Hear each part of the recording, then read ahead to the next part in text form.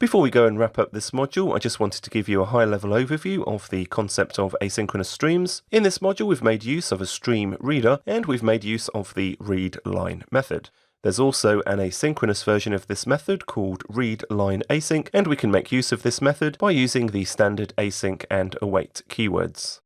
There's also an asynchronous version of the write method. This method is called write async. Once again, we can await this method. We've also used the WriteLine method of the StreamWriter class, and there's an asynchronous version of this called WriteLine async. When it comes to file streams, we've made use of the readByte method, but there is no readByte async equivalent. There is, however, a readAsync method that returns a task of int. This method will fill up a buffer based on a given offset and count of bytes, and this method also accepts a cancellation token. There's an alternative version to this readAsync method that returns a value task of int. This method will fill up a memory of byte instance. And there's also the equivalent writeAsync methods.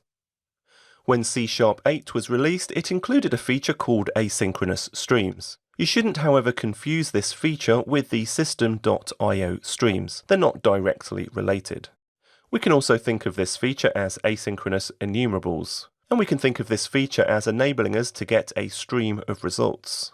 This feature relies on a couple of interfaces. We have the iAsync enumerable interface. This declares a single method called getAsyncEnumerator.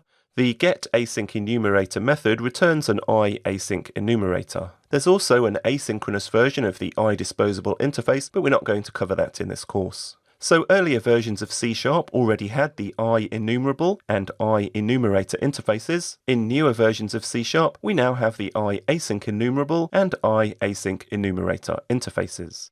If we take a look at a basic example of this, here we're creating a method called takeSensorReadings. This returns an iAsyncEnumerable of int. In this method, we're just going to use a pseudo-random number generator, and we're going to create this for loop, which will loop around 10 times. Inside this for loop, we've got this asynchronous delay, which is just simulating a sensor being read, and then we just simulate a temperature being read by creating a random number.